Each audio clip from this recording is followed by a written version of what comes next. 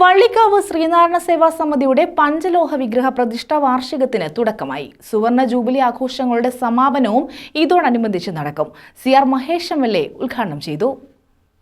വള്ളിക്കാവ് ശ്രീനാരായണ സേവാ സമിതി പഞ്ചലോക വിഗ്രഹ പ്രതിഷ്ഠയുടെ വാർഷികാഘോഷങ്ങൾക്ക് തുടക്കമായി. ഇതോടനുബന്ധിച്ച് സുവർണ ജൂബിലി ആഘോഷങ്ങളുടെ സമാപനവും നടക്കും. 3 ദിവസങ്ങളിലായാണ് പരിപാടി സംഘടിപ്പിച്ചിട്ടുള്ളത്. CR മഹേഷ് MLA ഉദ്ഘാടനം നിർവഹിച്ചു.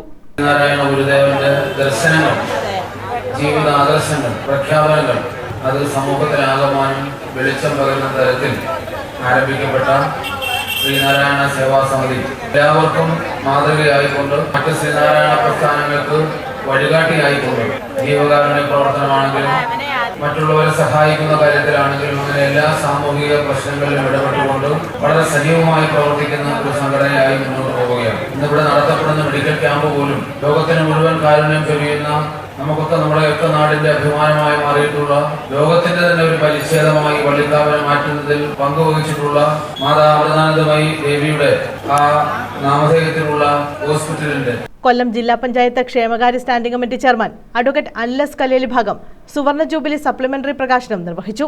Ochira block panchayat vice president Aniruddhan, Clappana മുൻ പഞ്ചായത്ത് പ്രസിഡന്റ് KV സൂര്യകുമാർ, ഗ്രാമപഞ്ചായത്ത് അംഗങ്ങളായ Anitha, Muraleedharan, Chaly Thankachan, Sreenarayana Seva Samithi treasurer Rajasenan, Anas, S Subhash, Devakumar, Jayachandran S, Gopakumar Velanthara, TV Santhosh തുടങ്ങിയവർ പങ്കെടുത്തു. എങ്ങനെയാണ് അമ്മ ആദ്യകാലത്ത് മെഡിക്കൽ ക്യാമ്പ് തുടങ്ങിയതും അതെങ്ങനെ വ്യാപിപ്പിച്ചു എന്നതിനെ കുറിച്ച് ഒരു അമ്മ തന്നെ ഞാൻ നേരിട്ട് കണ്ടതും അമ്മയിൽ നിന്ന് മനസ്സിലാക്കിയിട്ടുള്ള കാര്യങ്ങൾ ഇവിടെ പറയാൻ ഉദ്ദേശിക്കുന്നു. ആദ്യകാല ആശ്രമം നിങ്ങൾക്ക് എല്ലാവർക്കും അറിയാം, കളരിയും അതിനോട് ചേർന്ന 2 മുറികളും മാത്രമായിരുന്നു ഉണ്ടായിരുന്നത്. ആദ്യകാല സന്യാസിമാരും വന്നിരുന്ന കാലഘട്ടം, അതിൽ ഒരു ബ്രഹ്മചാരിണി ഉണ്ടായിരുന്നു, പേര് ലീല.